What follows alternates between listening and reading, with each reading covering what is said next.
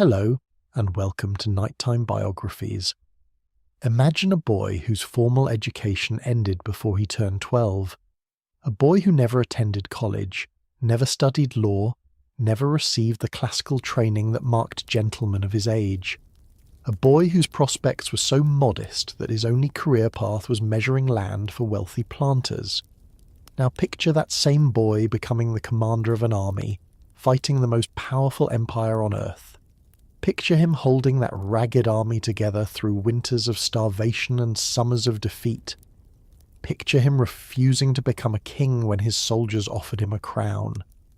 Picture him voluntarily surrendering absolute power not once but twice, walking away from authority that other men would have killed to keep. This is the story of George Washington, a man who should have been forgotten by history, relegated to a footnote as a provincial surveyor or perhaps a minor military officer. Instead, he became what one eulogist called first in war, first in peace, and first in the hearts of his countrymen. Every dollar bill in your wallet bears his face. The capital of the United States carries his name. An entire state on the opposite coast honors his memory.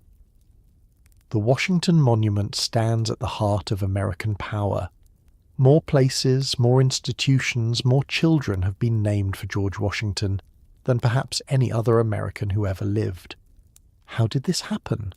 How does a boy with no formal education become a general? How does a general with more losses than victories become a national hero? How does a slaveholder from Virginia become the symbol of a revolution fought for liberty? The answer reveals not just the character of one remarkable man, but the nature of leadership itself, the terrible weight of duty, and what it costs to build something that will outlast your own life. But to understand how George Washington became the father of a nation, we must first understand the world into which he was born, a world of tobacco and slavery, of British rule and colonial ambition, of a Virginia plantation system that would shape everything he became. Before we begin this journey through the life of America's first and perhaps greatest president, please take a moment to like this video and subscribe to the channel. I'm always curious where in the world you're watching from tonight, so leave a comment and let me know. And now, settle in. Let the noise of the modern world fade away as we travel back to colonial Virginia, to a modest plantation on the northern neck, where on a cold February morning in 1732, a child was born who would change the course of human history. The world of colonial Virginia. The Virginia of George Washington's birth was not yet America. It was a British colony, one of 13 clinging to the eastern seaboard of a vast continent that stretched west into unmapped wilderness. The year was 1732, and King George II sat on the British throne, ruling an empire that already spanned the globe. Virginia itself was the oldest and wealthiest of Britain's American colonies. Founded in 1607, it had spent 125 years transforming itself from a struggling outpost into a prosperous plantation society built on two crops, tobacco and human bondage. The fertile soil along the tidal rivers, the Potomac, the Rappahannock, the York and the James, produced tobacco that European markets craved. And that tobacco was cultivated, harvested and processed by enslaved Africans, whose forced labour made Virginia's gentry rich. The social structure was rigid and unforgiving. At the top stood the great planter families, the Lees, the Carters, the Fairfaxes, families who owned thousands of acres and hundreds of slaves. They built grand plantation houses, imported fine goods from London, and dominated the colonial government. Their sons were educated in England. Their daughters married into other wealthy families. They were an aristocracy in everything but name. Below them came the middling planters, men who owned perhaps a few hundred to 1,000 acres, a dozen or 2 dozen slaves, men who worked their own land alongside their bondservants, but who aspired to the wealth and status of the great families above them. Further down the hierarchy were the small farmers, who owned perhaps 50 to 100 acres, perhaps one or two slaves or none at all, men who worked with their own hands, who would never be wealthy but hoped to provide for their families and perhaps leave their children a step higher on the ladder. And at the very bottom, making up nearly half of Virginia's population, were the enslaved Africans. Men, women, and children who were property, who could be bought and sold, who had no legal rights, who lived and died at the whim of their owners. Their labour was the foundation upon which all of Virginia's prosperity rested, and that terrible truth would haunt the colony and the nation it helped create for centuries to come. Into this world, into this system of hierarchy and bondage, George Washington was born on February 22nd, 1732. By the old Julian calendar still in use at the time, the date was recorded as February 11th, 1731. But when Britain adopted the Gregorian calendar in 1752, the date shifted forward to become February 22nd, 1732, the birthday Americans would eventually celebrate. The place of his birth was Pope's Creek Plantation in Westmoreland County, Virginia, on what was called the Northern Neck, the peninsula of land between the Potomac and Rappahannock rivers. It was tobacco country, flat land dotted with plantation houses, each one the centre of a small agricultural empire worked by enslaved hands. The Washington family, George Washington's father, was Augustine Washington, a man whose position in Virginia society was respectable but not exalted. Augustine owned nearly 3,000 acres of tobacco land scattered across several plantations, including the future Mount Vernon overlooking the Potomac River. He also managed an iron furnace for an English company, dabbling in the colony's tentative industrial ventures. Augustine was doing well by Virginia standards, but he was not one of the great planters.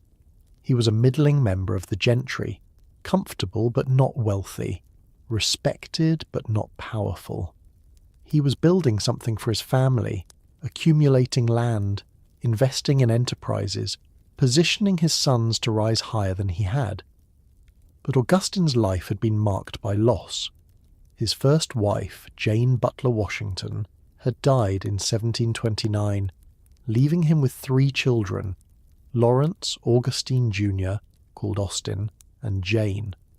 A widower with young children and a plantation to run could not remain unmarried long.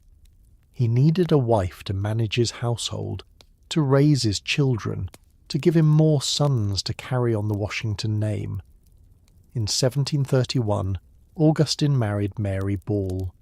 She was the daughter of a prosperous planter, orphaned young and raised by relatives.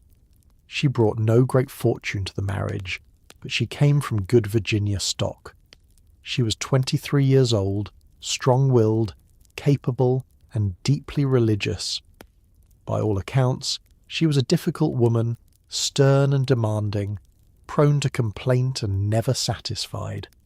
She would live to be 80 years old, and she would dominate her children's lives in ways both profound and troubling.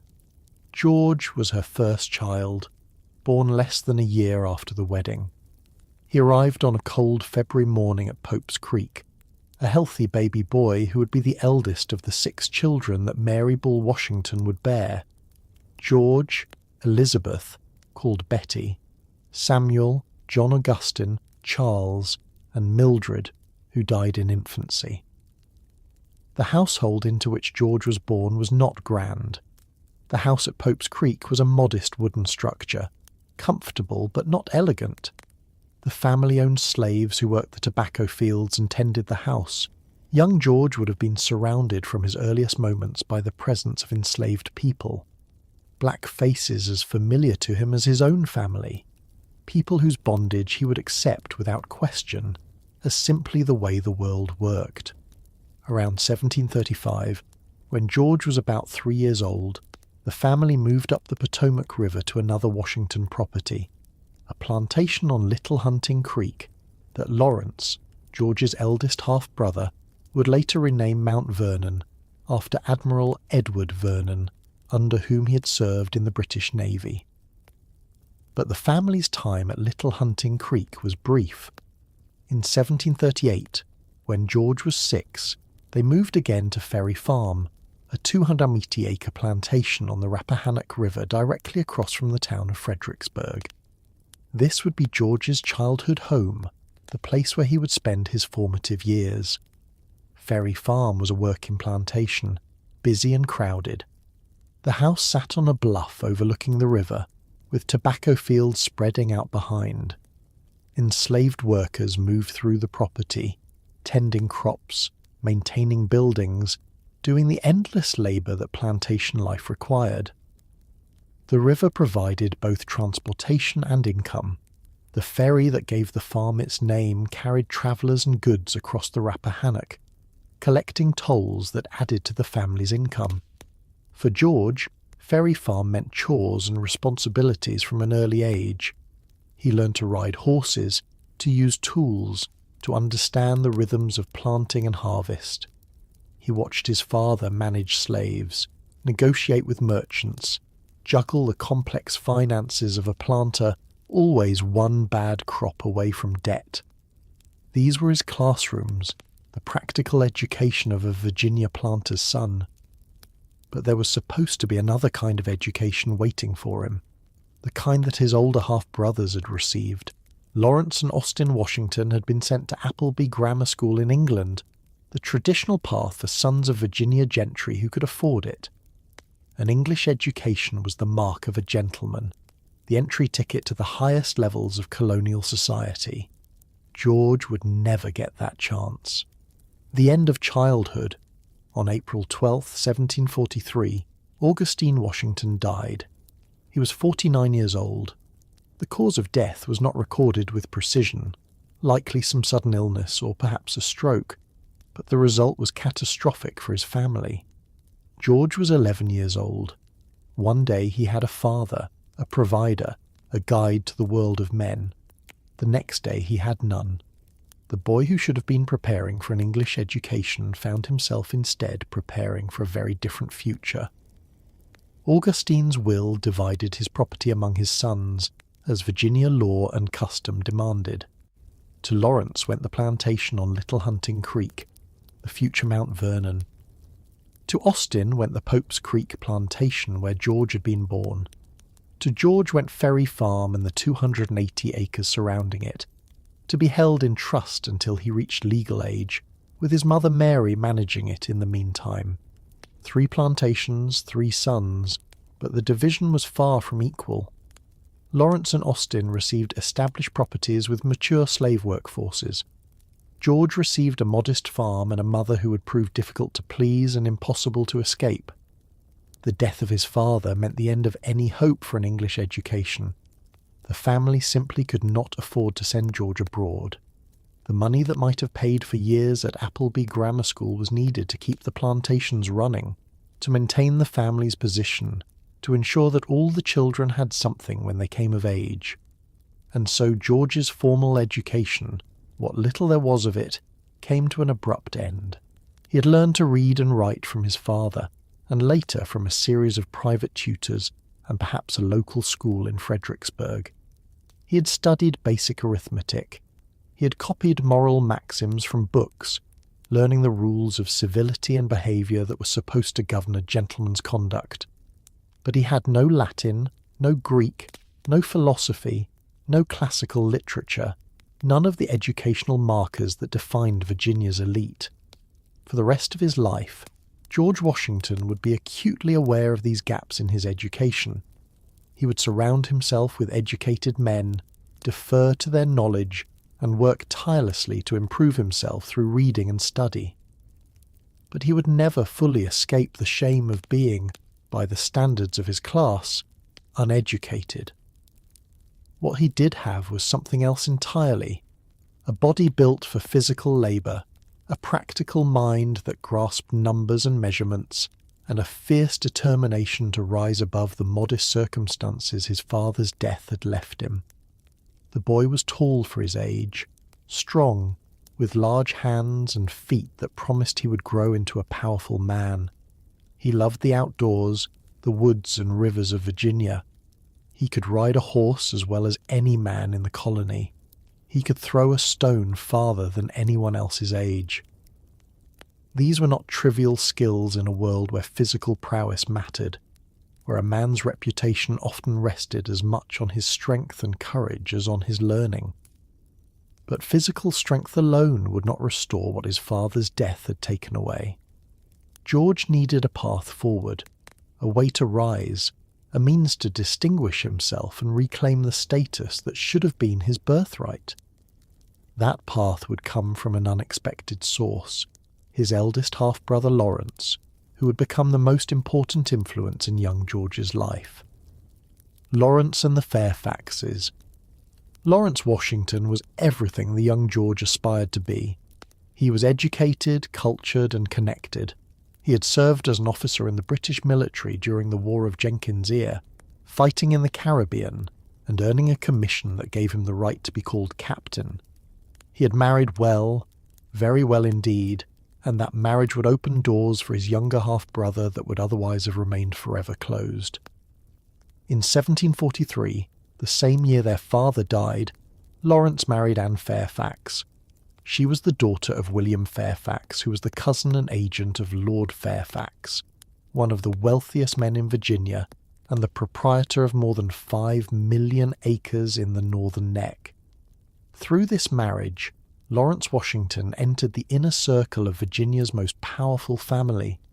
For George, this meant access to a world he could never have entered on his own. Lawrence invited his younger brother to Mount Vernon regularly. George spent weeks and months at his half-brother's estate, away from his mother's sharp tongue and endless demands, welcomed into a house where learning and gentility were prized. At Mount Vernon, George met the Fairfaxes. He visited Belvoir, their magnificent plantation just 4 miles down the Potomac, where William Fairfax served as Lord Fairfax's agent and manager. The Fairfax household was everything Ferry Farm was not: elegant, educated, cosmopolitan. They dined on fine china with silver flatware. They spoke of European politics and classical literature. They embodied the refinement that George had been denied by his father's death, and they taught him. Not formally, not as tutors, but through example and gentle correction. George learned table manners, how to eat and drink in polite society without embarrassing himself.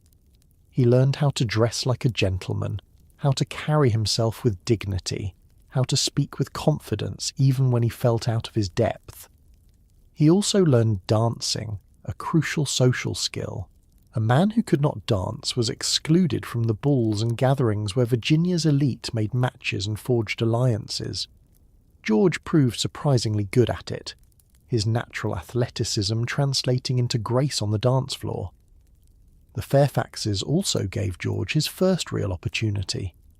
In 1748, when he was 16 years old, George accompanied a surveying party into the Shenandoah Valley on behalf of Lord Fairfax. The trip was organised by George William Fairfax, William's son, and only a year older than George. Together the two young men spent a month in the wilderness, measuring land, marking boundaries, sleeping in tents or sometimes in the open air, living rough in a way that would have horrified gentlemen who had never left their plantations. For George, the experience was transformative. He kept a journal of the journey, practicing his writing and recording his observations. He learned to survey land with precision, using compass and chain to map the invisible property lines that meant wealth and power in Virginia. And he discovered that he loved it. The independence, the adventure, the sense of purpose that came from useful work. More importantly, surveying was a profession. It required skill but not extensive education. It paid well, and it provided access to something even more valuable than money: knowledge of where the best unclaimed land could be found. In Virginia, land was power, and a surveyor who knew where to look could speculate in western lands, buying cheap and selling dear as settlement pushed into the wilderness. By the time George returned from the Shenandoah Valley, He had found his calling. The College of William and Mary chartered county surveyors in Virginia, and through Lawrence's connections to the Fairfaxes, George secured an appointment as surveyor of Culpeper County in 1749. He was 17 years old, and he finally had a profession. For the next 3 years, George Washington worked as a surveyor. He travelled through the backcountry, often alone or with a small crew, mapping plantations, resolving boundary disputes, and accumulating both income and land. He lived rough, sleeping in barns or under the stars, eating whatever he could buy or shoot. It was hard, dangerous work that took him far from the comforts of civilization. But it toughened him, built his endurance, and gave him an intimate knowledge of Virginia's western lands. It also gave him money of his own, independent of his mother. By 1751, at age 19, George Washington owned nearly 1,500 acres of land in the Shenandoah Valley, purchased with his surveying fees. He was building wealth, slowly but surely. And then Lawrence fell ill. Lawrence's death and George's inheritance.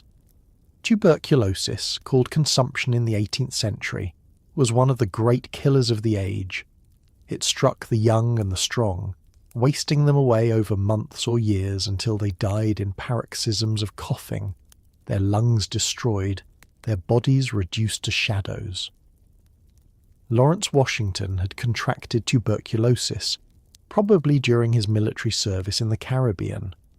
By 1751, his condition had deteriorated to the point that his doctors recommended a desperate measure, a voyage to a warmer climate in hopes that the change of air might restore his health. Lawrence decided to travel to Barbados, and he asked George to accompany him. In September 1751, the two brothers boarded a ship in Virginia and sailed for the Caribbean. It would be the only time in his entire life that George Washington left the North American continent.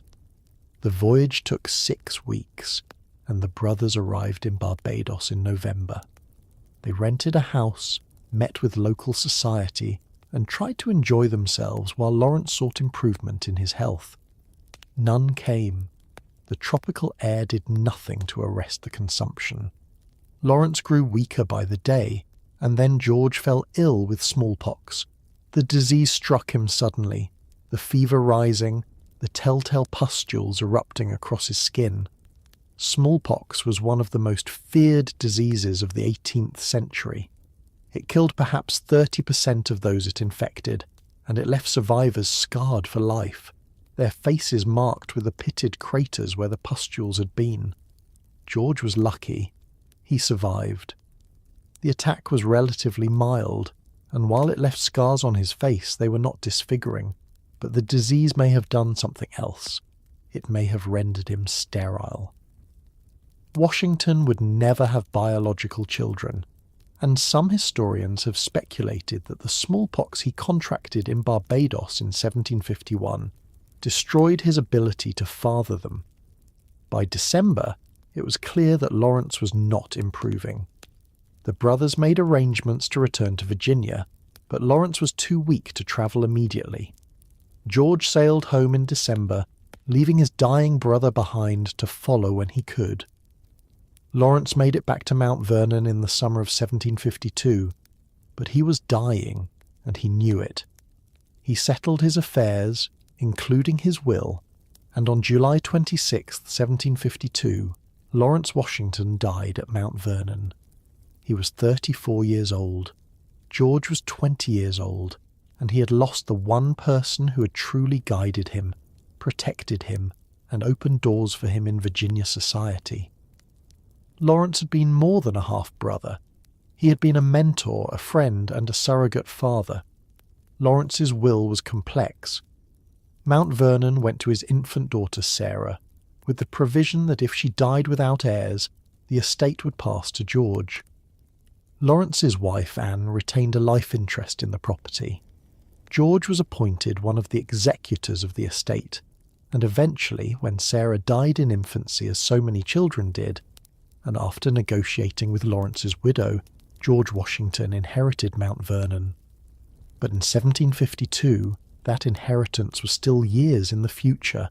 What George received immediately was something else. Lawrence's position as adjutant of the Virginia militia, a military appointment that came with the rank of major, and a salary of £100 a year. George Washington, who had never served a day in any military force, who had never commanded men or fought in battle, was now a major in the Virginia militia. It was the beginning of a military career that would define his life and change the course of history. But first, he needed to learn how to be a soldier, and the French were about to give him an education in warfare that no military academy could have provided. The mission to the Ohio. The Ohio Valley in the 1750s was a vast wilderness, a territory claimed by both Britain and France but controlled by neither.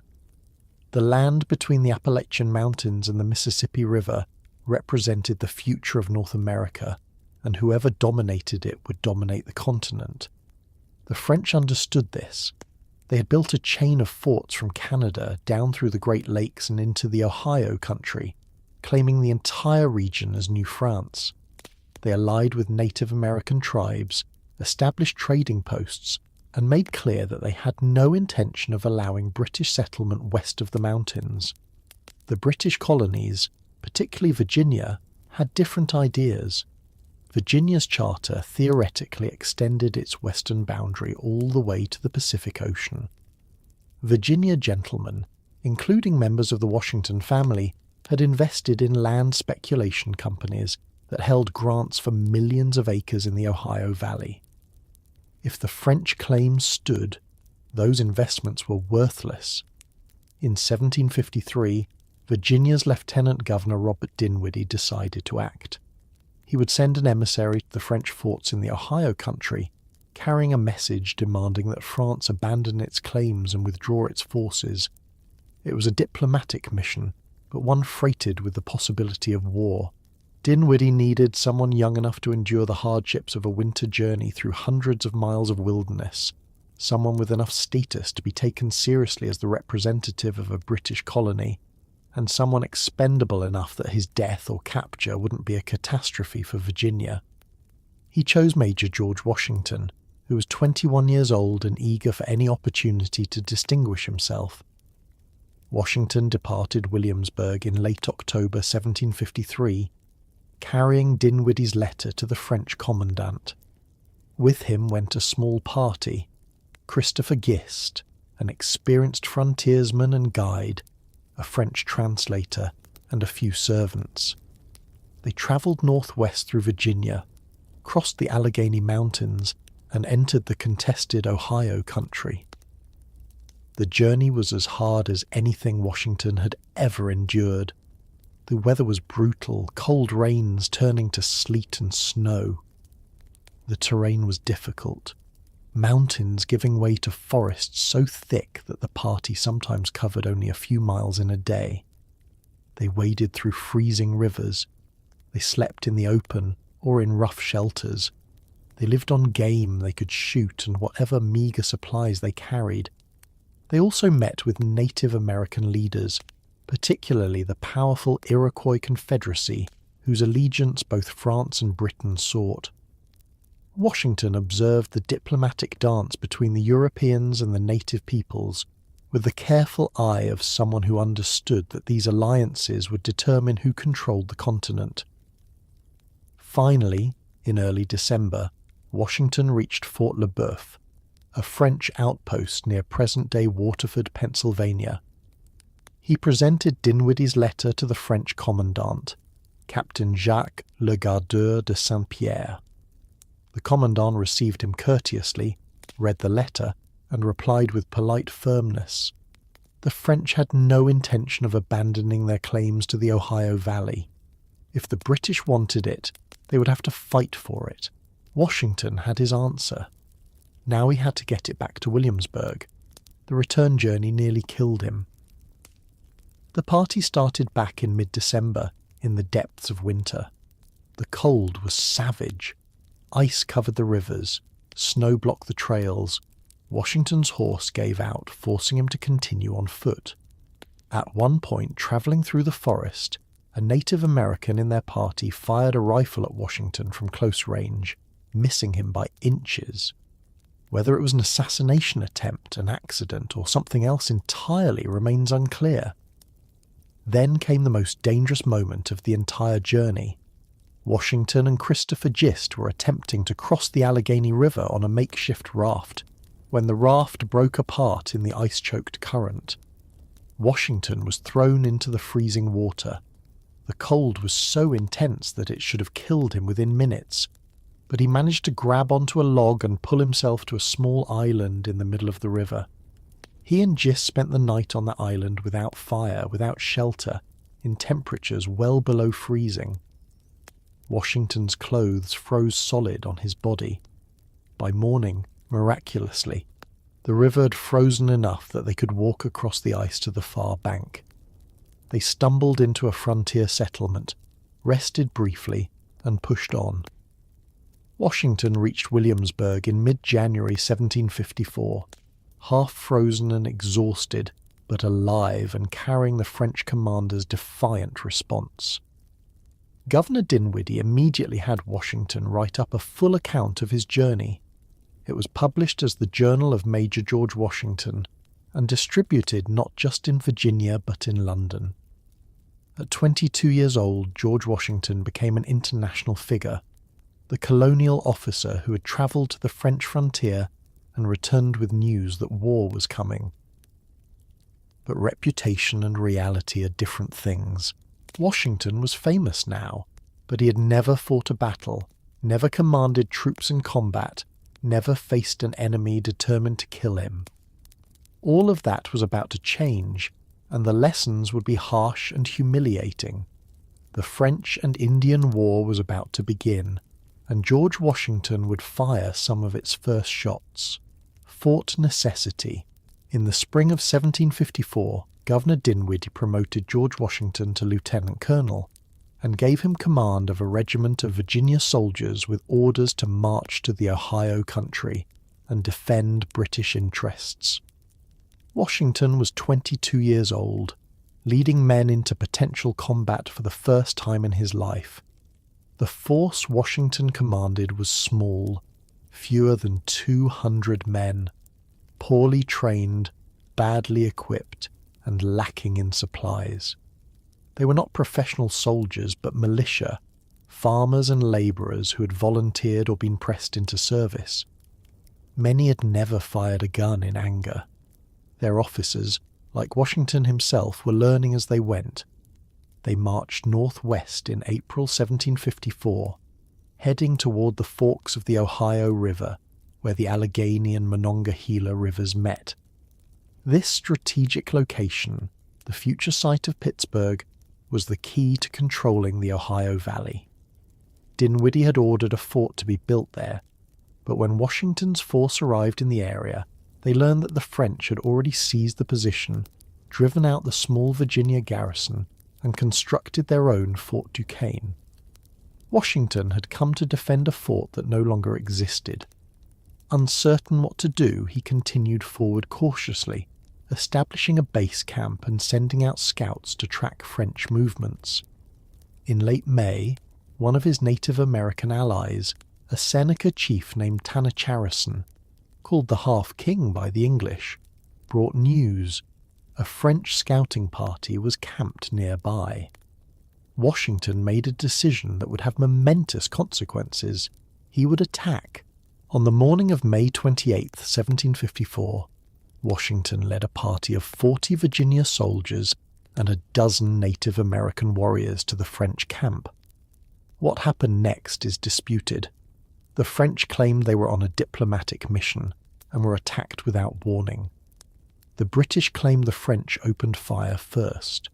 What is certain is that in the brief chaotic skirmish that followed, 10 Frenchmen were killed, including the commander, Ensign Joseph Coulon de Villiers, Sieur de Jumonville. Tanacharison, the Half-King, reportedly killed Jumonville personally, splitting his skull with a tomahawk as the wounded Frenchman lay on the ground. It was a political statement. The Native Americans were choosing sides, and they had chosen the British, or so it seemed at the time. Washington's small victory had enormous consequences. The French called it an assassination. The British called it self-defense. But both empires now had a pretext for war. The 7 Years' War, which would eventually engulf Europe, Asia, and the Americas, had begun with a skirmish led by a 22-year-old Virginia colonel who had been trying to prove himself. The French response was swift.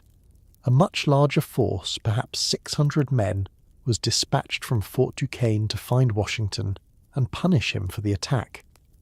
Washington, realizing he was vastly outnumbered, ordered his men to construct a fortification. They chose a meadow called Great Meadows and built a small circular palisade that Washington optimistically named Fort Necessity. It was a terrible position. The fort sat in a low, marshy area surrounded by wooded hills. Any enemy with rifles could fire down into the fort from the tree line. The ground inside the palisade turned to mud at the first rain. There was no source of fresh water within the walls. On July 3rd, 1754, the French force arrived. They did not attack directly. They simply took up positions in the woods around the fort and began shooting. Washington's men, trapped in the muddy enclosure, tried to return fire, but they were shooting blind at an enemy they could barely see. It rained all day. The Virginia soldiers stood in water up to their ankles, their gunpowder getting wet, their muskets misfiring. Casualties mounted. Men fell from bullet wounds, crying out in pain, bleeding into the mud. By evening, Washington's position was hopeless. He had lost a quarter of his force. His ammunition was nearly exhausted. He had no supplies, no reinforcements, and no prospect of relief. When the French commander offered terms of surrender, Washington accepted. The surrender document was in French, which Washington could not read fluently. His translator, a man who had been drinking heavily to steady his nerves, provided a rough translation. Washington signed, believing he was acknowledging a military defeat. What the document actually said was that Washington admitted to the assassination of Jumonville. The French had tricked him into confessing to murder. The next morning, July 4th, 1754, George Washington marched his defeated army out of Fort Necessity and began the long, humiliating journey back to Virginia. His first military campaign had ended in complete and total failure. He resigned his commission shortly after reaching Williamsburg. At 22 years old, his military career appeared to be over before it had truly begun. He had been defeated, humiliated, tricked into signing a false confession. Every gentleman in Virginia knew what had happened. The promising young officer was now the officer who had surrendered, but the war Washington had helped start was far from over, and within a year he would be given a second chance to prove himself, riding alongside one of Britain's most respected generals into an ambush that would teach him lessons he would never forget. Braddock's defeat. In 1755, the British Empire decided to take the French and Indian War seriously. King George II dispatched 2 regiments of regular British troops to North America under the command of Major General Edward Braddock, a career officer with 45 years of military experience. Braddock's mission was clear: drive the French from the Ohio Valley, starting with the capture of Fort Duquesne. George Washington, despite his failure at Fort Necessity, was invited to join Braddock's expedition as a volunteer aide-de-camp. It was a remarkable opportunity. Washington would serve on the general's personal staff, learning from a professional soldier, observing regular British troops in action, and perhaps redeeming his tarnished reputation. Washington accepted immediately. He rode north to join Braddock's army as it assembled in Maryland. The force that marched into the wilderness in June 1755 was the most formidable military expedition ever mounted in North America.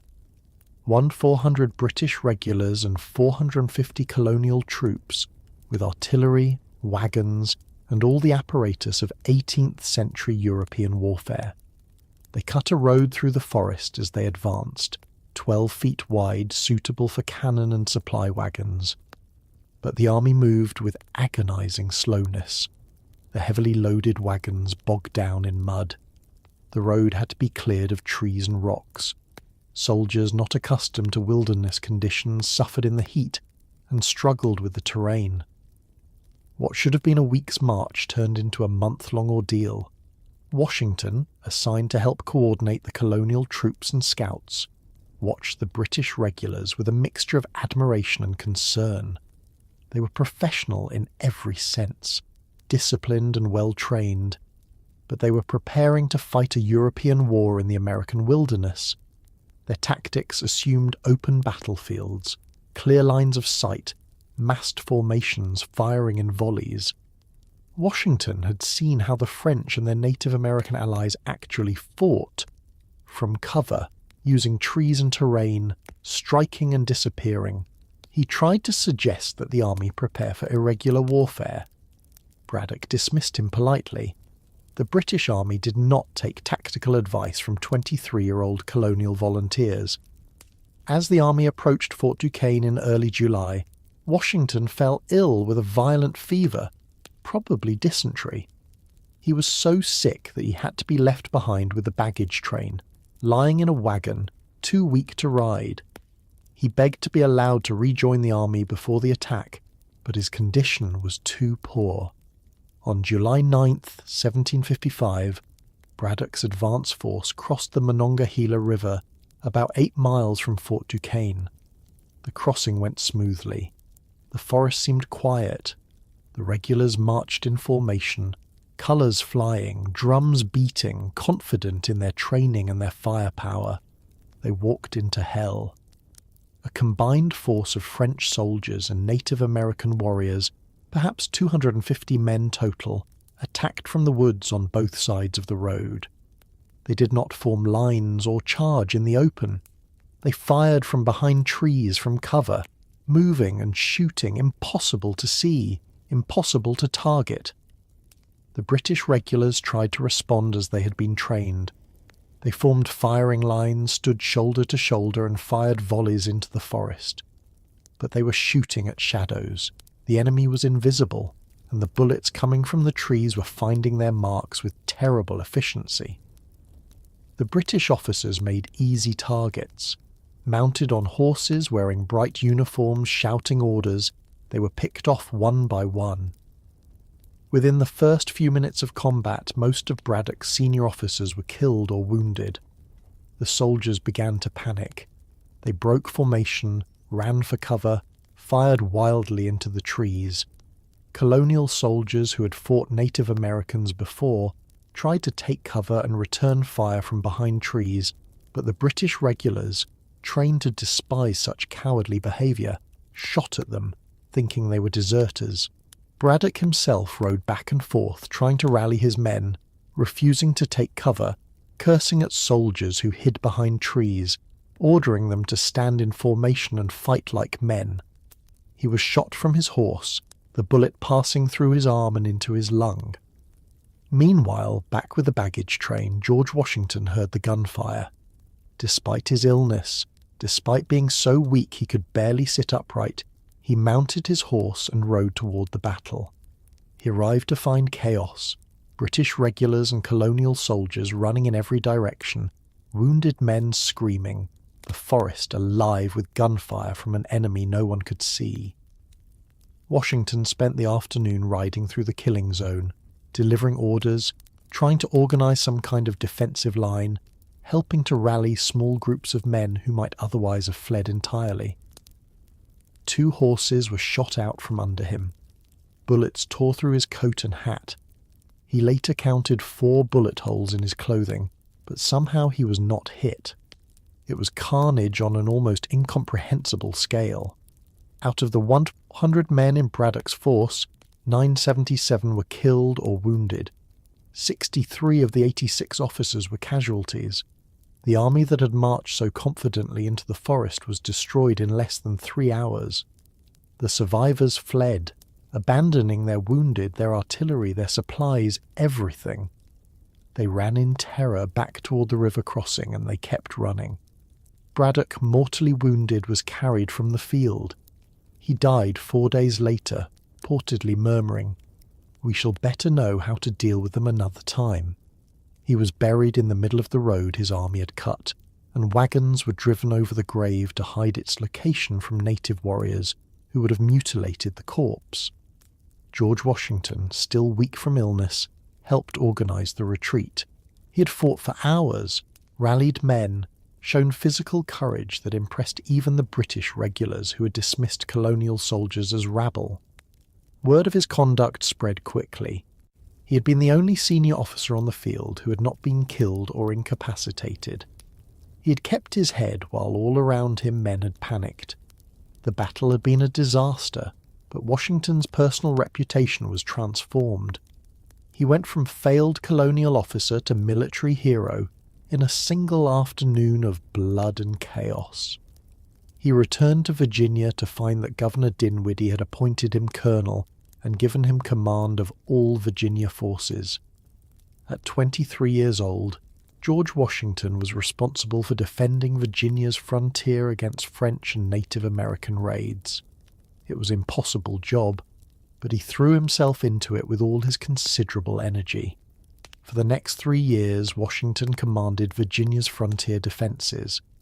He learned to manage men, to deal with politicians, to stretch inadequate resources as far as they could go.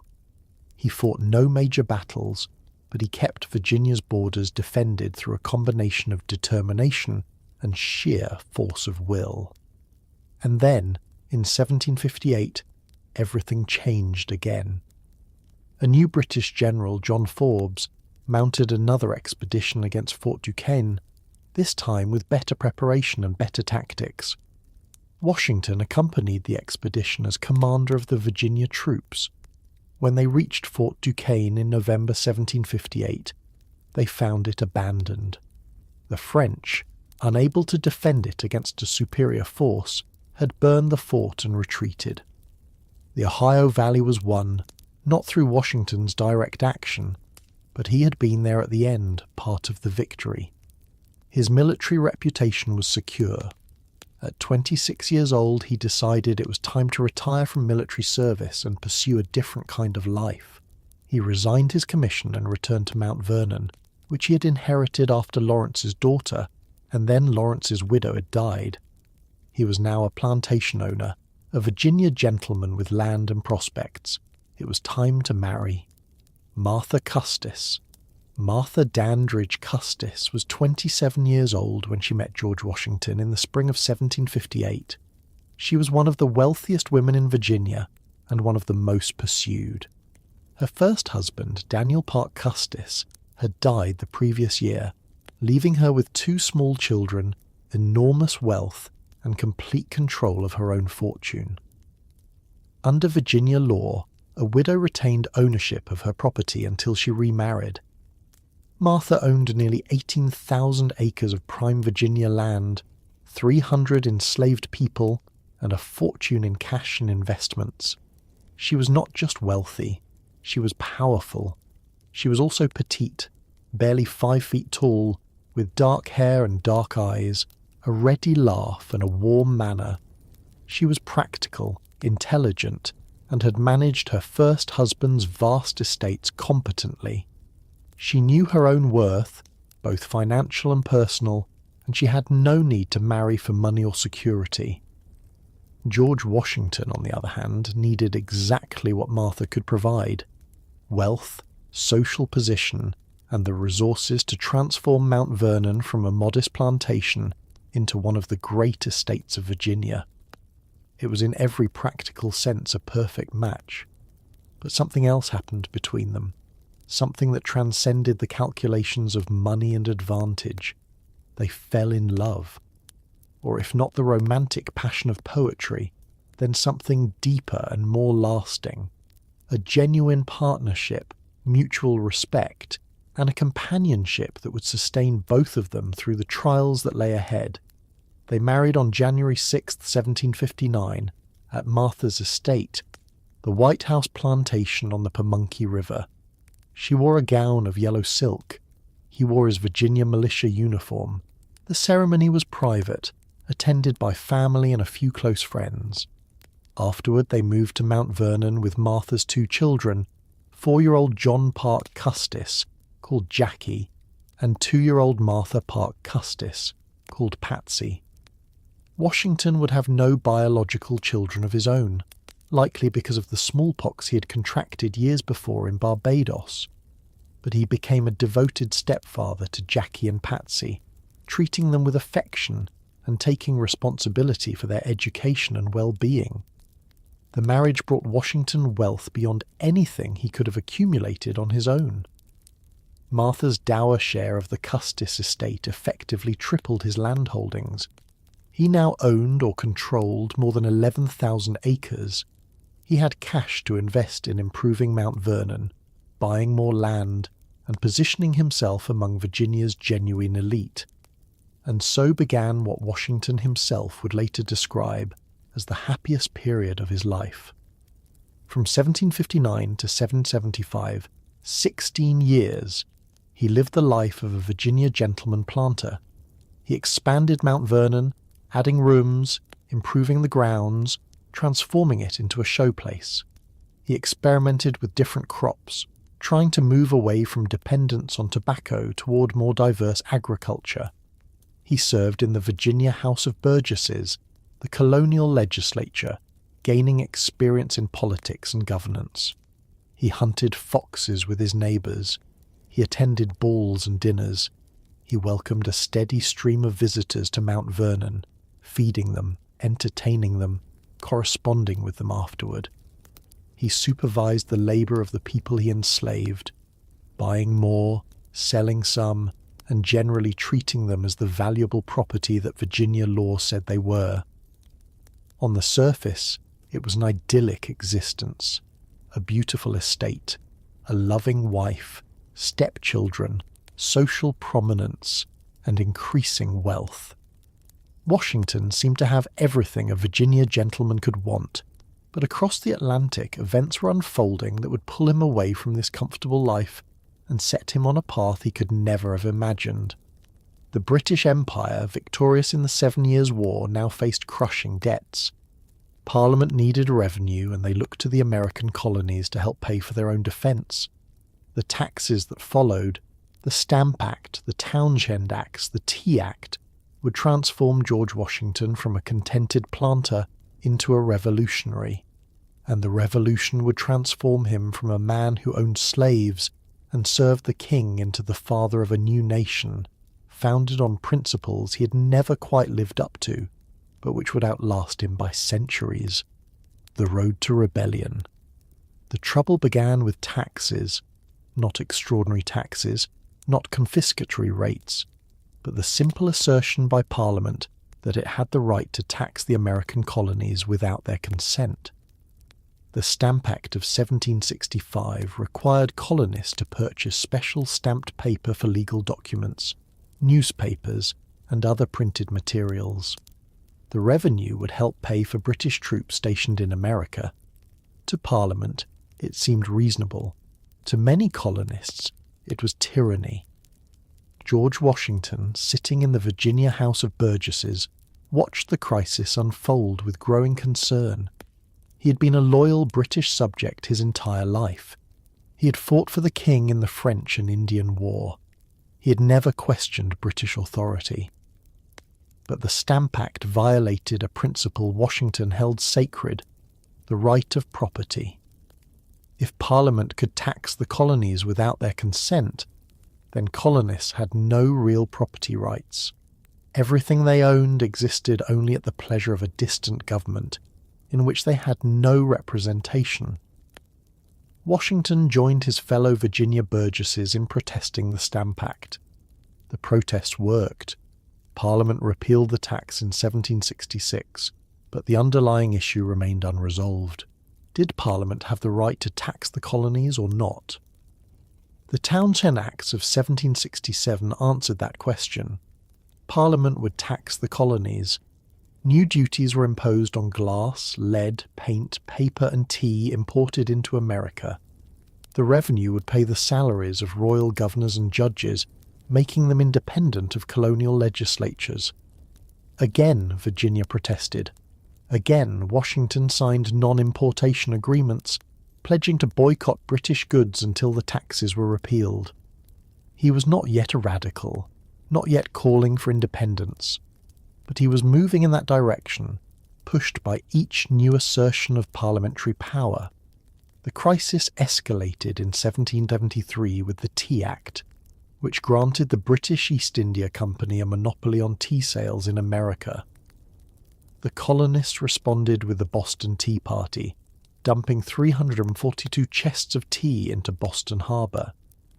Parliament's response was swift and harsh. The Coercive Acts, which colonists called the Intolerable Acts, closed Boston's port, revoked Massachusetts's charter, and placed the colony under military rule.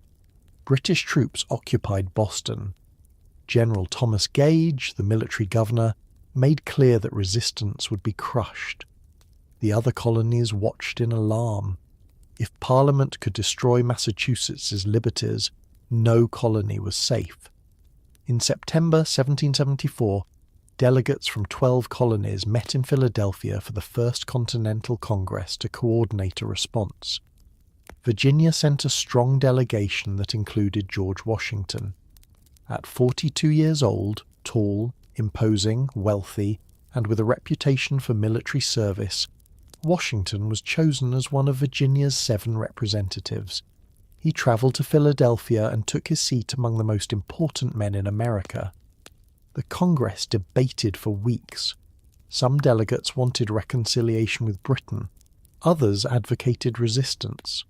Washington said little, but when he did speak, his words carried weight. He opposed British policies, but he was not yet ready for open rebellion. The Congress agreed on a continental association, a complete boycott of British goods. If Britain did not repeal the Intolerable Acts, the colonies would stop all trade with the mother country. It was economic warfare, a step short of military conflict but unmistakably hostile. Washington returned to Virginia and began preparing for war. He drilled the county militia. He studied military texts. He put Mount Vernon's affairs in order, as if anticipating a long absence. Martha watched her husband prepare and understood what was coming. In April 1775, the waiting ended. British troops marched from Boston to seize colonial military supplies at Concord, Massachusetts. On Lexington Green, they encountered armed militia. Someone fired a shot. The British volley killed 8 colonists. The war had begun. News of Lexington and Concord reached Virginia in late April. The Second Continental Congress was scheduled to meet in May in Philadelphia, and this time they would not be debating trade policy. They would be organizing a war. George Washington packed his military uniform, the same Virginia militia uniform he had worn fighting the French 2 decades earlier, and rode north to Philadelphia. He was about to be offered a position he had never sought, commanding an army in a war that most military experts believed he could not possibly win. Commander-in-Chief. The Second Continental Congress convened in Philadelphia on May 10, 1775. The delegates faced an impossible situation. British troops occupied Boston. Colonial militia surrounded the city, but they had no unified command, no organization, no supply system. They were an armed mob, not an army. Congress needed to create an army and appoint a commander. The political calculation was delicate. Most of the troops besieging Boston were from New England. A New England general would make military sense but would alienate the southern colonies whose support was essential.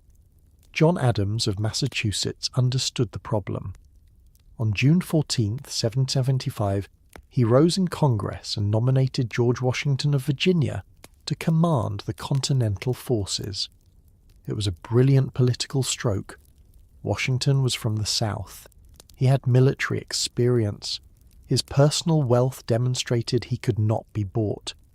and his presence in Philadelphia, wearing his militia uniform to every session, reminded delegates that he was ready to serve.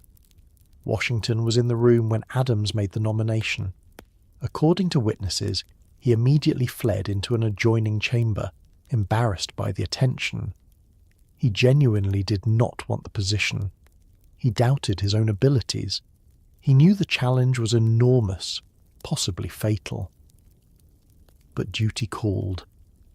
When Congress unanimously elected him Commander-in-Chief of the Continental Army on June 15, 1775, Washington accepted. His brief acceptance speech was characteristic. Humble, honest about his limitations, and absolutely committed to the cause. "I do not think myself equal to the command I am honoured with," he told Congress. He declined any salary, asking only that his expenses be covered, and he made a promise: "I will not desert the cause." He wrote to Martha that night, trying to explain why he had accepted a position that would take him away from her, from Mount Vernon, from the life they had built together. "It has been determined in Congress that the whole army raised for the defense of the American cause shall be put under my care," he wrote. "I have used every endeavor in my power to avoid it." But he could not avoid it. On June 21, 1775, George Washington left Philadelphia and rode north toward Boston to take command of an army he had never seen, to fight a war no one knew how to win. The siege of Boston, Washington, reached the outskirts of Boston on July 2, 1775, and what he found was not an army but a collection of armed men. Some 14,000 troops surrounded the city in camps that ranged from organized to chaotic. They had few uniforms, little discipline, and almost no military training. Officers were elected by their men and often could not maintain order. Soldiers came and went as they pleased. They refused orders they disagreed with. Washington was appalled. These were not soldiers. They were farmers playing at war, and they were facing 6,000 British regulars, professional troops with discipline, training, and the weight of the world's most powerful military empire behind them. He set to work transforming the mob into an army. He established a clear chain of command. He imposed strict discipline, ordering officers flogged for leaving their posts, soldiers punished for desertion or cowardice. He drilled the troops relentlessly, teaching them to march in formation, to fire in volleys, to obey orders immediately. He also discovered that he had almost no gunpowder. The army besieging Boston had enough ammunition for perhaps 9 shots per man. If the British attacked in force, the Continental Army would be destroyed in an afternoon. Washington concealed this terrifying shortage from his own troops, from Congress, and most critically from the British. He maintained an aggressive posture, building fortifications, positioning artillery, acting as if he could fight at any moment. It was an enormous bluff, and somehow it worked. Meanwhile, Washington struggled with problems that had nothing to do with military tactics. His troops were enlisted for short terms, usually until the end of the year. As 1775 turned to 1776, entire regiments simply went home. Their enlistments expired. Washington had to rebuild his army while maintaining the siege, recruiting new soldiers to replace those who left. Congress provided almost no support. They had no money to pay the troops, no system for supplying them with food or clothing, no mechanisms for managing an army. Washington spent his own money to keep his staff fed. He begged, borrowed, and improvised to keep his forces in the field. The breakthrough came in early 1776 when Colonel Henry Knox arrived with artillery captured from Fort Ticonderoga in New York. Knox had dragged cannons weighing thousands of pounds over 300 miles of winter wilderness, an almost impossible feat of logistics. Washington now had heavy guns. On the night of March 4th, 1776, Washington ordered those guns placed on Dorchester Heights, the high ground overlooking Boston from the south. It was a massive operation, moving artillery up the slopes in darkness, positioning them before dawn. When the British awoke on March 5th and saw cannons aimed down at their ships and fortifications, they understood their position was untenable. Washington could shell the city into rubble. British General William Howe made a quick decision: evacuate. On March 17, 1776, British forces and more than 1,000 Loyalist colonists boarded ships and sailed away, abandoning Boston to the Continental Army. Washington had won his first great victory without firing a shot, but the British were not giving up. They were simply moving. Their next target was obvious: New York City, the strategic heart of the colonies, the port that controlled access to the Hudson River and the interior. If the British held New York, they could cut the colonies in half. Washington marched his army south, knowing that the next battle would not be won so easily. And he was right. The campaign for New York would be a disaster that would nearly destroy both the Continental Army and George Washington's reputation as a commander. Disaster. In New York, in July 1776, as the Continental Congress declared independence in Philadelphia, George Washington watched the largest military force ever assembled in North America sail into New York Harbor. General William Howe had returned with an army of 32,000 British and Hessian troops, supported by a fleet of more than 400 ships. It was an overwhelming display of imperial power, and it was aimed at a single objective: crush the rebellion by seizing New York and destroying Washington's army. Washington had about 19,000 men, mostly untrained, poorly equipped, and increasingly demoralized.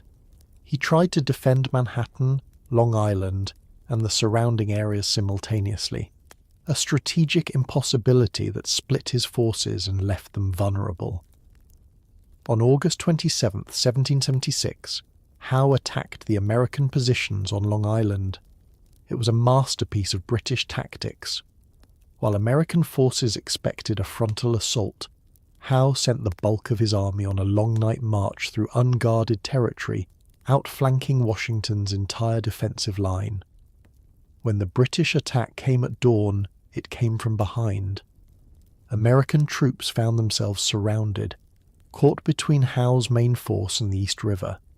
It should have been the end of the Revolution, but Washington managed to organize a desperate nighttime evacuation, ferrying 9,000 troops across the East River to Manhattan in small boats, while a fog concealed their movement from British warships. It was a brilliant tactical retreat, but it was still a retreat. The Battle of Long Island was a crushing American defeat. Washington tried to defend Manhattan, but the British landed troops north of his positions, threatening to cut off his retreat. He abandoned the city in mid-September, pulling back to Harlem Heights, then to White Plains, each move a reluctant acknowledgement that he could not hold ground against Howe's superior force. The disasters mounted. Fort Washington, the last American stronghold on Manhattan, fell in November with nearly 3,000 prisoners taken. Fort Lee, across the Hudson River in New Jersey, was abandoned in such haste that tents, supplies, and artillery were left behind.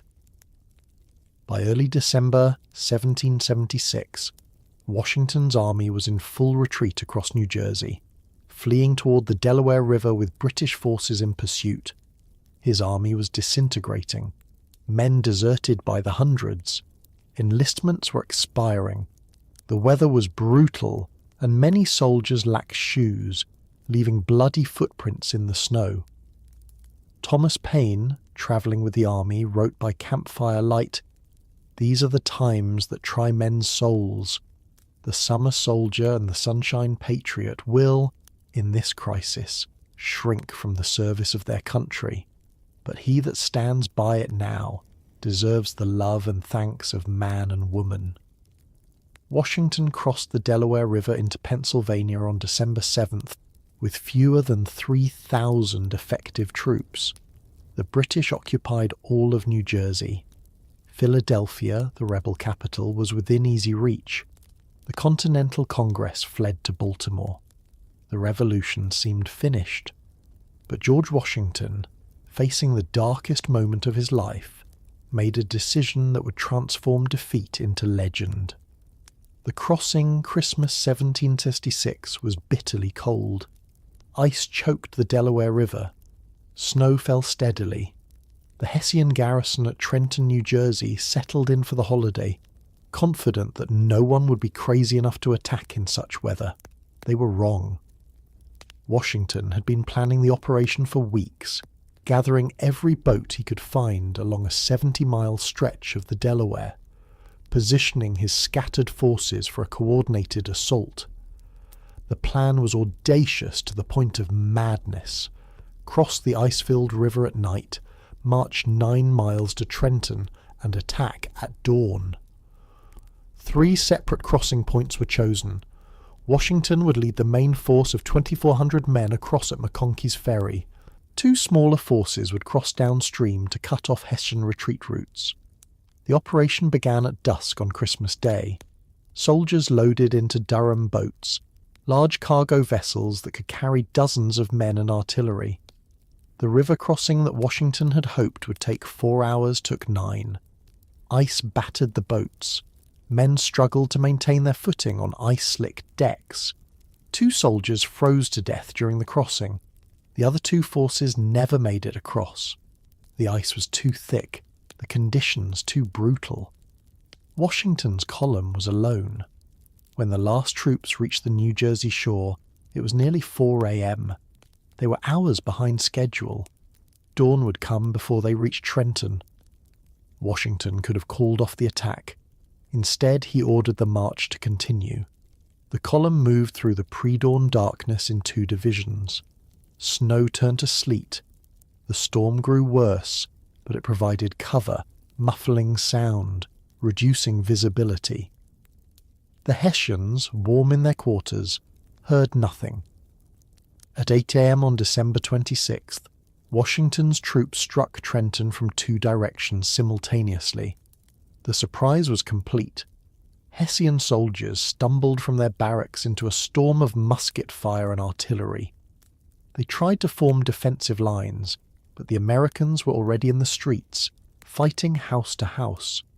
The Hessian commander, Colonel Johann Rau, was mortally wounded trying to rally his men. Within 90 minutes the battle was over. Nearly 900 Hessian soldiers surrendered. American casualties were minimal. 4 wounded, none killed in combat, though several men died from exposure during the march. Washington had achieved what military experts would have said was impossible. With an exhausted, half-frozen army, he had crossed an ice-choked river in a blizzard and won a complete victory against professional troops. But he wasn't finished. A week later, on January 2nd, 1777, with British forces converging on his position at Trenton, Washington pulled off another masterpiece of deception. He left his campfires burning, slipped away in darkness, and attacked the British rear guard at Princeton the next morning, winning another victory before disappearing into the New Jersey highlands. Trenton and Princeton changed everything. They proved the Continental Army could win battles. They restored American morale at the moment it was lowest. They demonstrated that Washington was not just a competent administrator, but a daring tactical commander willing to take enormous risks. Most importantly, they kept the revolution alive. Without Trenton, the war would likely have collapsed in the winter of 1776 to 1777. With it, the cause survived to fight another year. But the war was far from over. 6 more brutal years lay ahead, years of privation, defeat, and suffering that would test Washington's endurance and his army's loyalty to the breaking point. Valley Forge. The winter of 1777-1778 at Valley Forge has become mythic in American memory, and the myths are not far from the truth. Washington's army, about 12,000 men, went into winter quarters in December 1777 on a plateau near Philadelphia. They would stay there until June, and the suffering would be almost beyond description. The soldiers arrived exhausted from a campaign that had included defeats at Brandywine and Germantown. Philadelphia had fallen to the British. The Continental Congress had fled again. The army had neither adequate food nor shelter. The men built log huts, 12 feet by 14 feet, housing 12 soldiers each. The construction took weeks, during which soldiers slept in tents in sub-zero weather. Once completed, the huts were cramped, smoky from cooking fires, infested with lice, and barely warmer than the outside air. Food was scarce to the point of starvation. The army supply system had collapsed. Local farmers preferred to sell their produce to the British in Philadelphia, who paid in gold rather than to the Continental Army, whose paper currency was nearly worthless. Days would pass when soldiers had nothing to eat but fire cake, a mixture of flour and water baked over open flames. Washington's general orders from February 1778 tell the story. For some days past, there has been little less than a famine in camp. A part of the army has been a week without any kind of flesh, and the rest 3 or 4 days. Clothing was equally dire. Thousands of men had no shoes. They wrapped their feet in rags that quickly wore through, leaving bloody tracks in the snow. Soldiers stood guard duty naked from the waist down because they had no pants. The army had no blankets, no coats, many men sharing a single tattered garment. Disease was worse than the British. Typhoid, typhus, dysentery and pneumonia swept through the crowded huts. The hospitals, such as they were, became death houses where the sick were simply warehoused until they died. Perhaps 2,000 men perished at Valley Forge, killed not by enemy action but by exposure, starvation and disease. Yet the army did not dissolve. Men stayed, endured, suffered together. Washington shared their privations, refusing comfortable quarters, eating the same meagre rations, making himself visible every day, riding through the camp, checking on his soldiers, demonstrating that he would not abandon them. He also fought a different war, a political battle with Congress and with his critics in the army. Some officers, frustrated by defeats and privations, whispered that Washington should be replaced. General Horatio Gates, who had won the victory at Saratoga, was suggested as a better alternative. The so-called Conway Cabal, a loose conspiracy of officers and congressmen, worked to undermine Washington's authority. Washington confronted the conspiracy directly, defended his decisions, and ultimately outlasted his critics. By spring 1778, Gates's reputation had collapsed. The conspirators had scattered, and Washington's position as commander-in-chief was more secure than ever. Meanwhile, something remarkable was happening at Valley Forge. Baron Friedrich Wilhelm von Steuben, a Prussian military officer who volunteered his services to the Continental Army, was transforming Washington's troops into professional soldiers. Von Steuben spoke almost no English, but through translators and personal demonstration, he drilled the army in European military tactics. He taught them to march in formation, to maneuver as units, to load and fire muskets with precision. He standardized drill procedures across the entire army. He turned farmers and shopkeepers into soldiers who could stand against British regulars. When the army marched out of Valley Forge in June 1778, they were no longer the desperate, half-trained force that had arrived 6 months earlier. They were a disciplined military force, hardened by suffering, trained by von Steuben, and devoted to the general who had refused to abandon them. The Battle of Monmouth in late June 1778 proved the transformation. The Continental Army fought the British to a standstill in brutal heat, nearly winning a major engagement before the British withdrew under cover of darkness. It was not a complete victory, but it demonstrated that the Americans could now fight toe-to-toe with the best troops the British Empire could field. The war would continue for 3 more years, but after Valley Forge and Monmouth, there was a new reality. The Continental Army was a permanent force, capable of sustained operations, and George Washington was firmly established as its indispensable leader. The Long War from 1778 to 1781, the Revolutionary War, became a grinding stalemate. The British held New York and other coastal cities. Washington's army lacked the strength to dislodge them. The British could not destroy Washington's army, which retreated whenever threatened and avoided decisive battle when the odds were against them. Washington's strategy was survival. Keep the army in being. Avoid catastrophic defeat. Wait for the British to make a mistake or for the French alliance, formalised in 1778, to provide the resources needed for victory. It was frustrating, tedious work. Washington spent more time managing logistics, begging Congress for supplies, and dealing with mutinies among unpaid, unfed soldiers than he did fighting battles.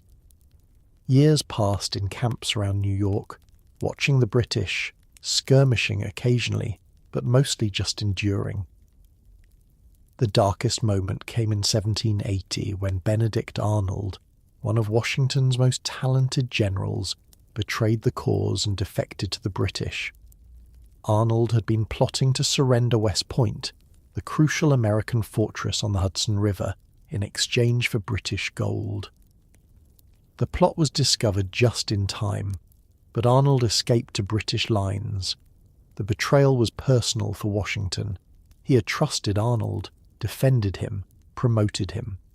To discover that one of his closest military associates was a traitor shook him to his core.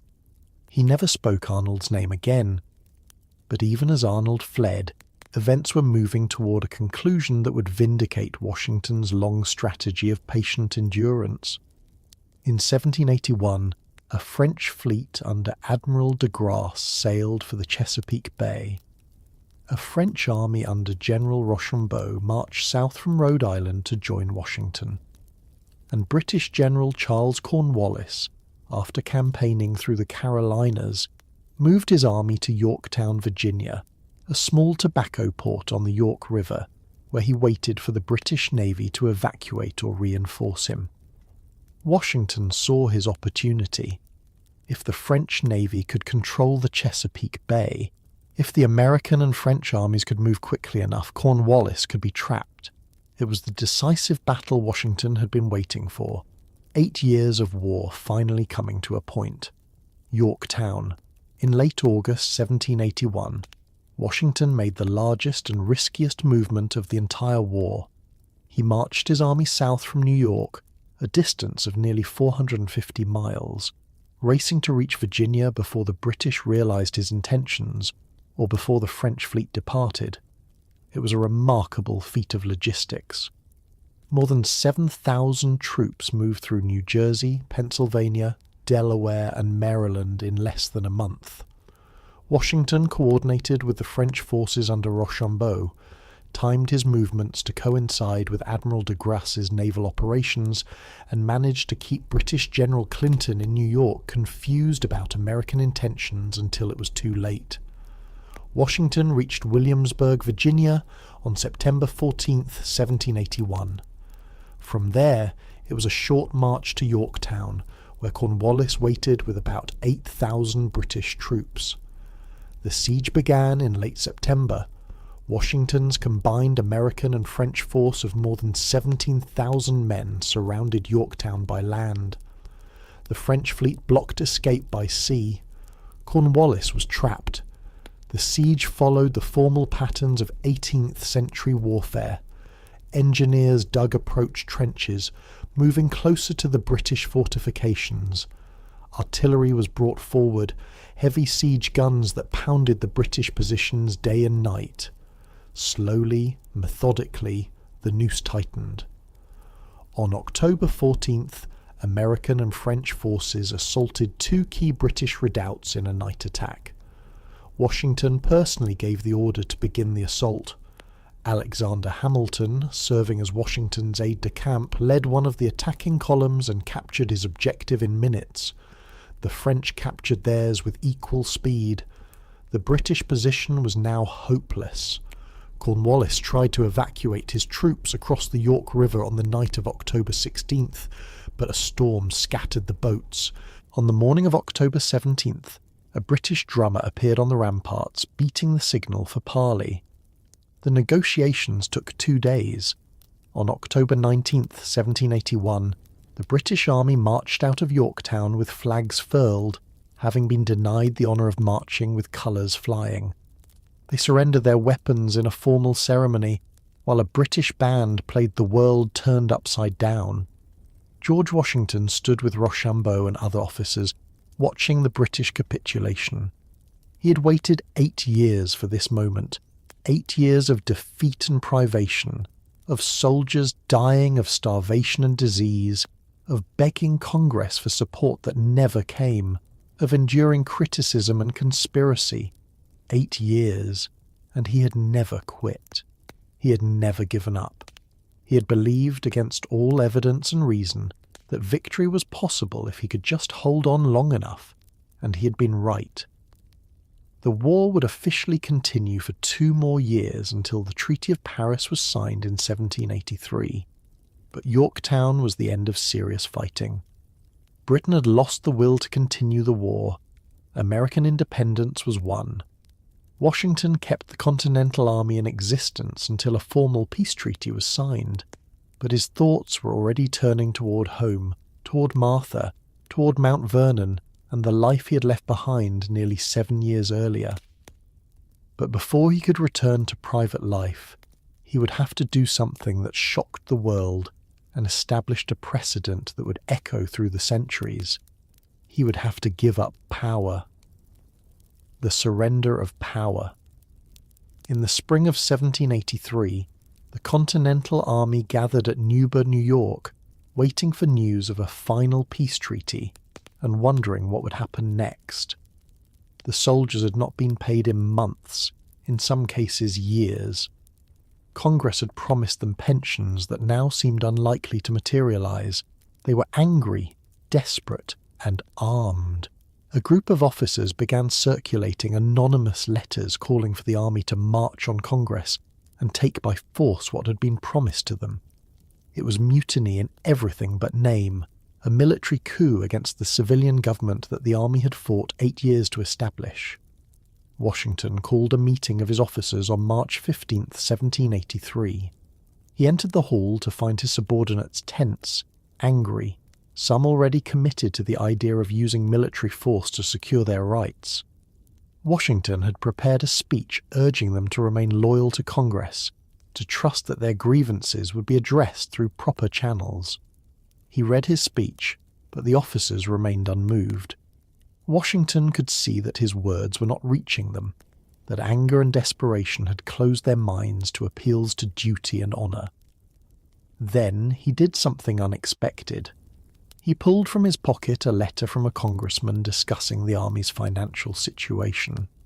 He began to read it, then stopped, fumbling in his coat for something. He produced a pair of reading glasses that few of his officers had ever seen him wear. "Gentlemen," Washington said, "you will permit me to put on my spectacles, for I have not only grown grey but almost blind in the service of my country." The officers, hardened by years of war, many of whom had watched friends die, began to weep. In that simple gesture, Washington reminded them of what they had sacrificed together, of the years they had endured, of the cause they had fought for. The mood in the hall shifted.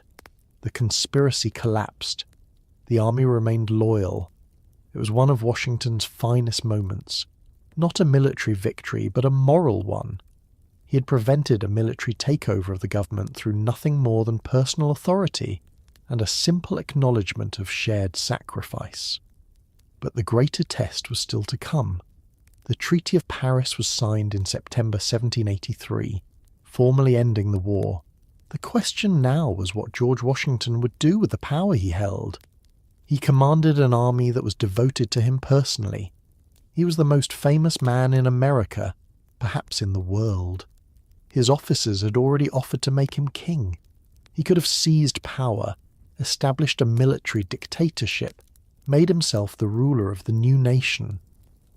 every precedent of history suggested that victorious generals became tyrants. Washington had read his Plutarch. He knew how these stories ended. Instead, on December 4th, 1783, Washington met with his officers for the last time at Fraunces Tavern in New York. He raised a glass and said, "With a heart full of love and gratitude, I now take leave of you. I most devoutly wish that your latter days may be as prosperous and happy as your former ones have been glorious and honourable." Then he went around the room and embraced each officer individually, many of them weeping openly. When he was done, Washington walked out of the tavern, boarded a boat, and began his journey home. But he had one more stop to make. On December 23rd, 1783, George Washington appeared before the Continental Congress, meeting in Annapolis, Maryland. The chamber was packed. Everyone knew what was about to happen, yet no one quite believed it. Washington rose and addressed the Congress. His hands were shaking so badly that the paper he held rattled audibly. "The great events on which my resignation depended having at length taken place," he said, "I have now the honour of offering my sincere congratulations to Congress and of presenting myself before them to surrender into their hands the trust committed to me and to claim the indulgence of retiring from the service of my country." He pulled his military commission from his pocket and placed it on the table before the President of Congress. He was resigning. He was giving up command of the army. He was returning power to the civilian government. The spectacle astonished the world.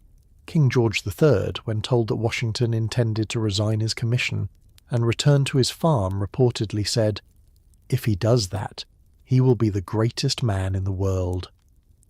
Washington did exactly that. On Christmas Eve 1783 he arrived at Mount Vernon, where Martha was waiting. He had left 8 years earlier as a Virginia planter reluctantly accepting military command. He returned as the most famous man alive, voluntarily surrendering absolute power to go home. No victor in all of history had done such a thing. It would become the defining act of Washington's life, the precedent that would shape American governance for centuries. Power was something you held in trust, not something you grasped forever. When your duty was done, you went home. Washington believed he was done with public service. He was wrong. The Constitutional Convention, for 4 years from 1783 to 1787, George Washington lived the life he had always wanted. He managed Mount Vernon, experimented with crop rotation and new agricultural techniques, entertained a constant stream of visitors who made pilgrimages to meet the great general, and tried to restore the plantation's finances after years of neglect. But he could not escape the crisis facing the new nation. The Articles of Confederation, the document that governed the United States, was failing. Congress had no power to raise taxes, no authority to regulate trade between states, no ability to enforce its own decisions. The individual states acted like independent countries, often at odds with each other. Economic chaos and political instability threatened to undo everything the Revolution had achieved. Washington received reports from correspondents across the country describing the deteriorating situation. In Massachusetts, an armed rebellion led by Daniel Shays, a Revolutionary War veteran, shut down courts to prevent farm foreclosures. Other states seemed on the verge of similar upheavals. The Union was coming apart. In 1787, a convention was called in Philadelphia to revise the Articles of Confederation. Virginia appointed Washington as one of its delegates. He was reluctant to attend. He had promised himself and Martha that he was retired from public life. He was 55 years old, suffering from rheumatism and increasingly deaf in one ear. He wanted to be left alone. But James Madison convinced him that his presence was essential. The convention would have no credibility without Washington. The states would not ratify any document that Washington had not endorsed. Like it or not, his name still carried enormous weight. Washington arrived in Philadelphia in May 1787 and was immediately elected president of the convention. For the next 4 months he presided over debates that would produce the Constitution of the United States. He said almost nothing during the deliberations. That was not his role. He maintained order, ensured that all voices were heard, and lent the authority of his presence to the proceedings. But his silence was not indifference. He listened carefully to every argument, and when the convention finally produced a draft constitution, Washington threw his full support behind it. The document created a strong federal government with 3 branches: executive, legislative, and judicial. It gave the federal government power to tax, to regulate commerce, to maintain an army and navy. And it created a single executive, a president, who would serve as head of state and commander-in-chief. Everyone in the room knew who that first president would be. The Constitution was drafted with George Washington in mind. The powers it granted to the executive were powers the delegates trusted Washington to wield. If anyone else had been the presumptive first president, the Constitution might have created a much weaker executive branch. The Constitution was signed on September 17, 1787, and sent to the states for ratification. Washington returned to Mount Vernon, hoping that his work was finally done. But when the Constitution was ratified and the first presidential election was held in 1789, the result was never in doubt. The Electoral College cast its ballots, and George Washington was elected unanimously. Every single elector voted for him. It would be the only unanimous presidential election in American history. Washington received the news at Mount Vernon with something close to dread. He wrote to a friend, "My movements to the chair of government will be accompanied by feelings not unlike those of a culprit who is going to the place of his execution." He didn't want to be president, but duty called again, and he had never refused duty. On April 16, 1789, George Washington left Mount Vernon for New York City, the temporary capital, to be inaugurated as the first president of the United States. He would not return home for more than a year. The presidency. On April 30th, 1789, George Washington stood on the balcony of Federal Hall in New York City and took the oath of office as the first president of the United States. He wore a suit of brown broadcloth manufactured in Connecticut, a deliberate choice to support American industry. His hair was powdered white in the fashion of the day, tied back in a queue. The oath was administered by Robert Livingston, Chancellor of New York. Washington placed his hand on a Bible and repeated the words, "I do solemnly swear that I will faithfully execute the office of President of the United States, and will to the best of my ability preserve, protect, and defend the Constitution of the United States." Then, unrehearsed and unscripted, he added 4 words, "So help me God." He bent and kissed the Bible. The crowd that had gathered in the streets erupted in cheers. Church bells rang across the city. America had a president. Washington understood that everything he did would set a precedent. There was no handbook for being president, no traditions to follow, no established protocols. Every decision would establish a pattern that future presidents might feel bound to follow. He approached the task with characteristic caution.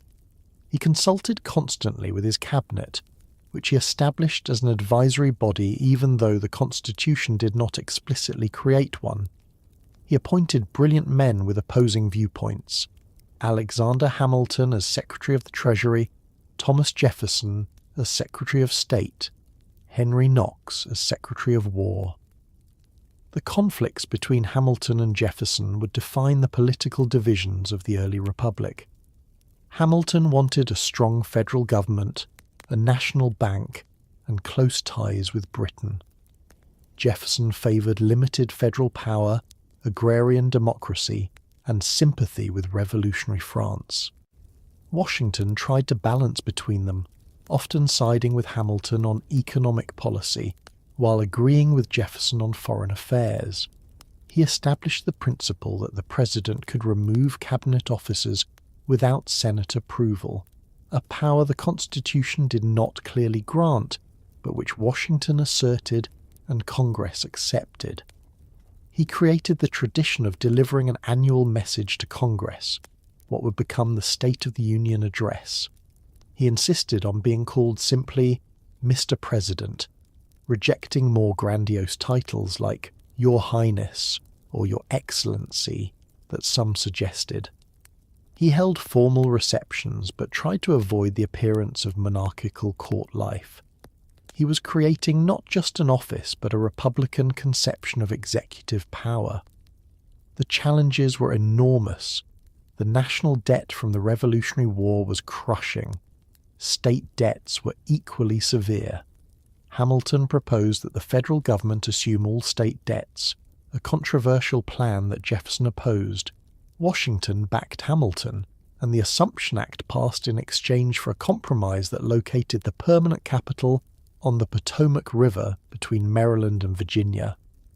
Foreign policy proved even more difficult. In 1793, revolutionary France and Britain went to war. France demanded American support under the terms of the 1778 alliance.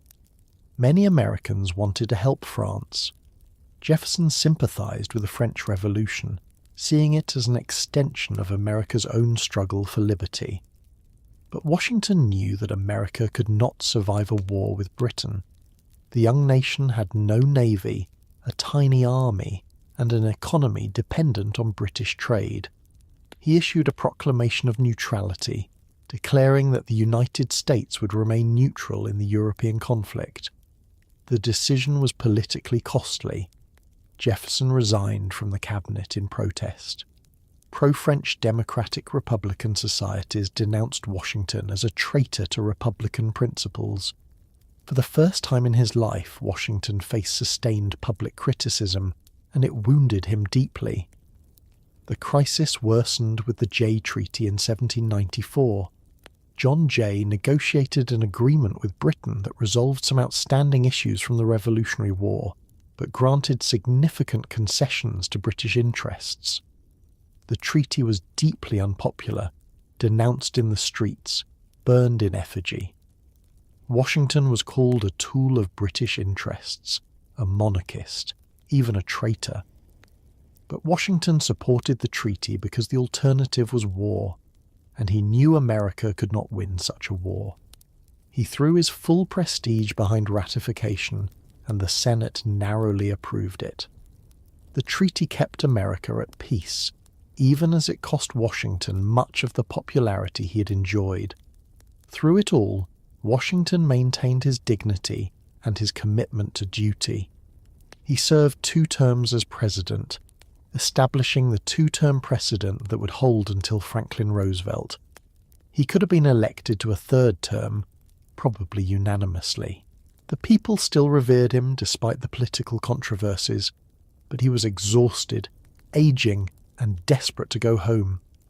In September 1796, he published his farewell address, announcing that he would not seek re-election. The address, drafted with Hamilton's assistance, warned against political parties, foreign entanglements, and sectionalism. It became one of the founding documents of American political thought. On March 4, 1797, Washington attended the inauguration of John Adams, the 2nd president.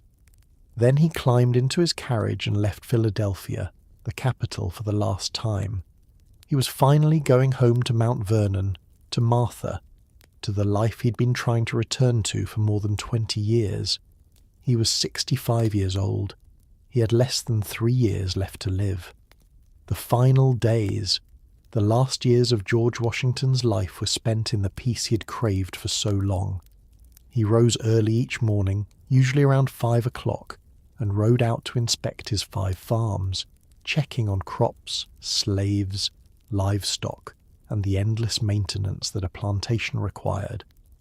He dined at 3 in the afternoon, usually with guests, for Mount Vernon had become a destination for travellers from across America and Europe.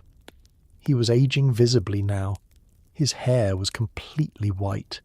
His face, never handsome, had grown lined and weathered. He had lost most of his teeth over the years, and the ill-fitting dentures he wore, made from ivory and human teeth, not wood as the myth claimed, gave his face a sunken appearance and made speaking difficult. His hearing was poor. His body ached from decades of physical labour and military campaigns, but his mind remained sharp, and his devotion to Mount Vernon was complete. He experimented with crop rotation, trying to restore soil exhausted by decades of tobacco cultivation. He planned elaborate improvements to the mansion and grounds.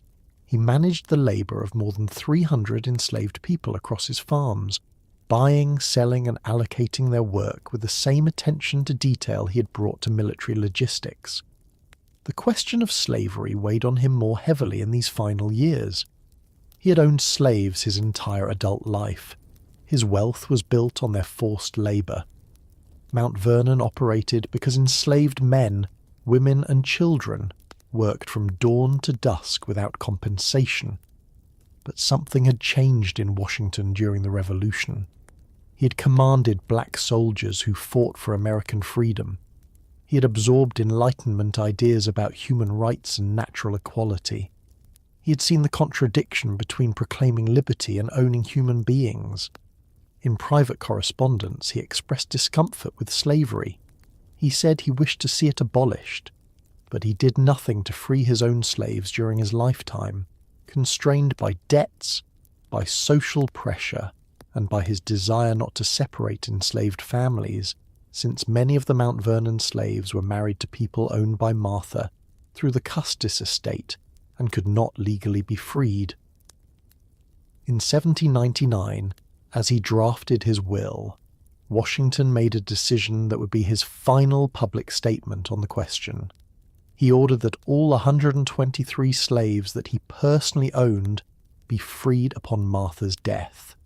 It was the largest private emancipation in Virginia history to that point, but it came only after his death, and it freed less than half the enslaved people at Mount Vernon. The autumn of 1799 brought early cold. Washington continued his daily rides despite the weather, refusing to let age or discomfort keep him from his routines. On December 12th, he rode out to inspect his farms in snow and freezing rain. He returned home with snow hanging from his hair and his neck wet from melting ice. He came directly to dinner without changing his damp clothes, not wanting to keep his guests waiting.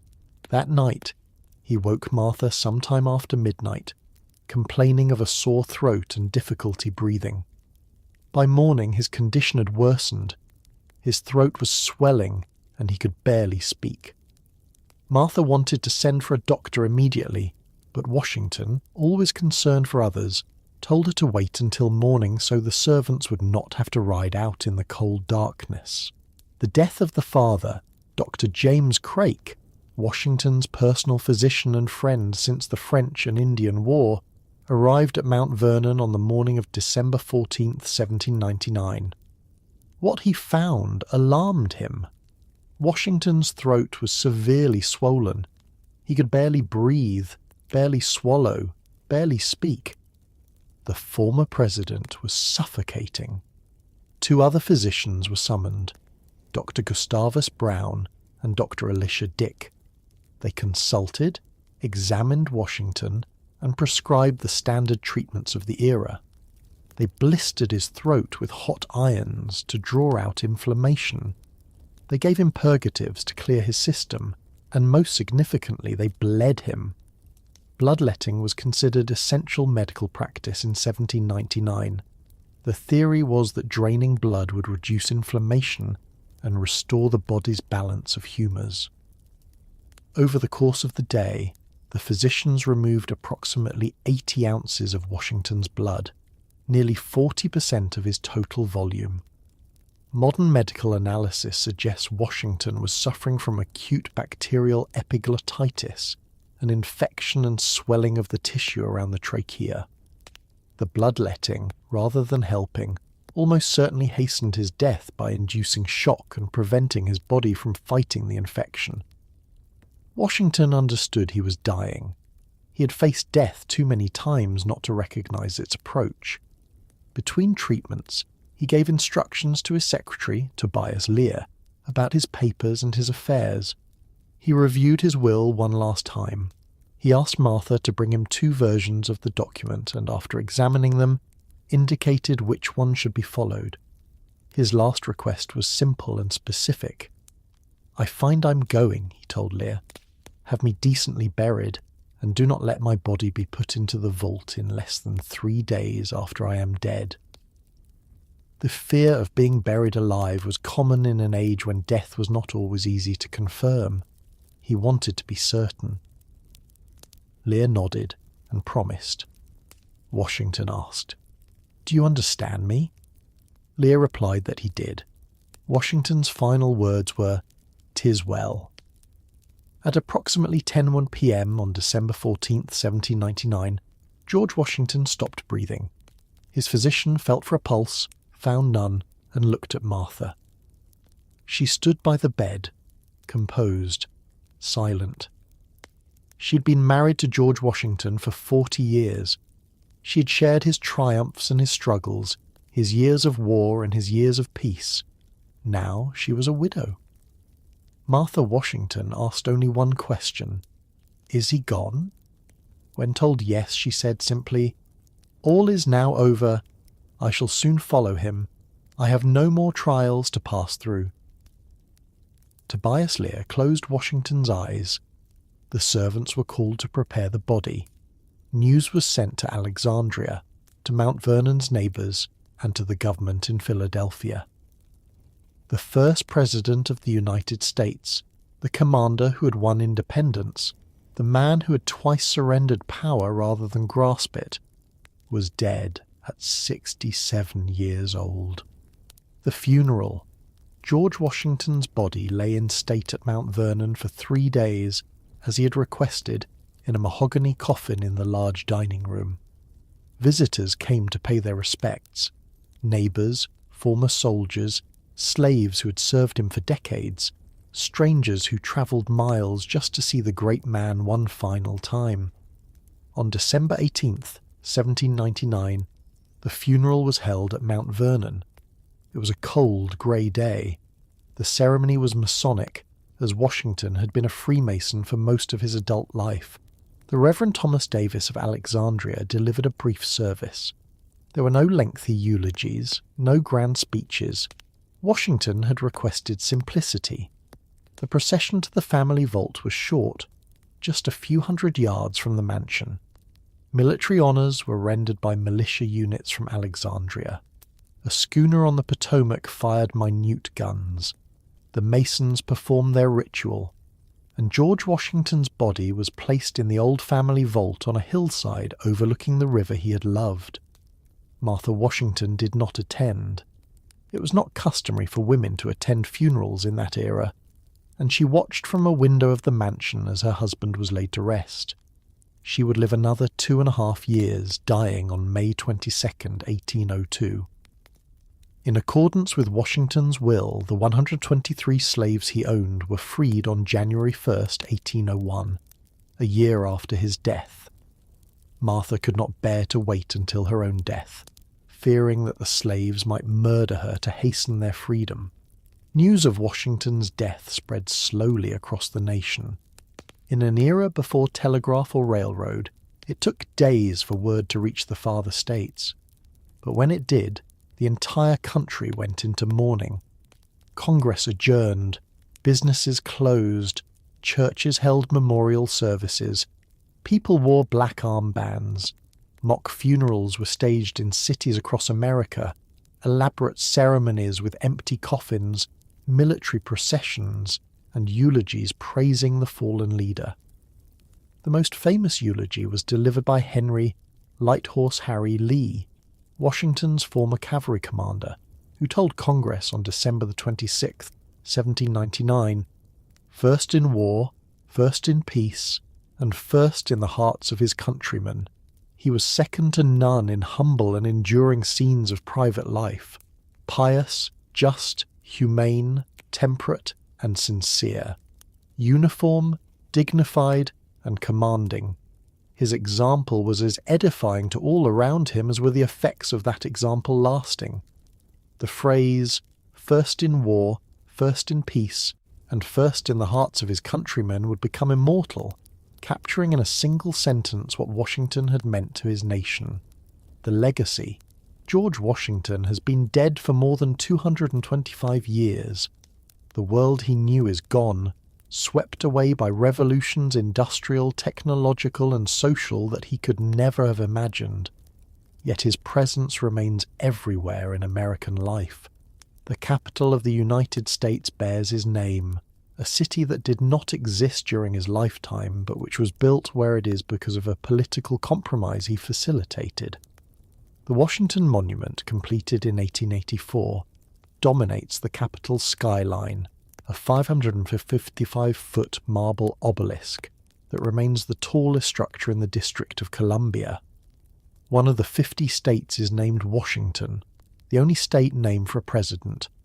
Counties in 31 states bear his name. Towns and cities named Washington exist in almost every state. George Washington University, Washington University in St. Louis, the University of Washington, and countless other schools carry his name. His face appears on the $1 bill and the quarter, making him one of the most reproduced images in human history. Every time an American makes a purchase, Washington's likeness changes hands. His birthday, February 22nd, combined with Lincoln's birthday into President's Day, is a federal holiday. But the physical monuments are less important than the precedents he established and the model of leadership he created. Washington proved that Republican government could work on a continental scale, that a revolution could produce not chaos and tyranny, but ordered liberty. He demonstrated that military power could be subordinate to civilian authority, that a victorious general could refuse a crown and return to private life. He showed that executive power could be exercised with restraint, that a president could serve his term and voluntarily relinquish office. The peaceful transfer of power from Washington to Adams in 1797 and from Adams to Jefferson in 1801 established a pattern that has held for more than 2 centuries, surviving civil war, world wars, and countless political crises. His farewell address, warning against permanent foreign alliances and domestic political factions, shaped American foreign policy for more than a century. The Monroe Doctrine, the policy of non-intervention in European affairs, was a direct extension of Washington's warnings. His creation of the cabinet as an advisory body to the president became a fundamental part of American governance. His assertion of executive privilege, his negotiation of treaties, his command of military forces, all established precedents that define the presidency as an institution. But Washington's legacy is also complicated by contradictions that he never resolved. He fought for liberty while owning slaves. He proclaimed that all men were created equal while treating enslaved people as property. He freed his own slaves only after his death, when it cost him nothing, and even then freed only those he personally owned, not those who belonged to the Custis estate that his wife brought to the marriage. Modern Americans wrestling with the history of slavery and its enduring effects must confront the fact that the father of the country was himself a slaveholder who benefited from forced labor his entire life. No amount of military genius or political wisdom can erase that fact. Washington was not a saint, and he would have been uncomfortable with the quasi-religious veneration he received even in his own lifetime. He was a man, flawed and limited by the prejudices of his age, who nonetheless rose to extraordinary challenges with a combination of courage, integrity, and selflessness that remains worthy of admiration. He wanted above all to be left alone to farm his land and live in peace. Instead, he spent decades in public service, sacrificing his health, his comfort, and his happiness, because he believed that duty demanded it. He never sought power, but he wielded it when necessary, and he surrendered it when the moment came. That final act, the voluntary surrender of power, may be his greatest legacy. In a world where victorious generals became emperors and revolutionary leaders became tyrants, Washington went home to his farm.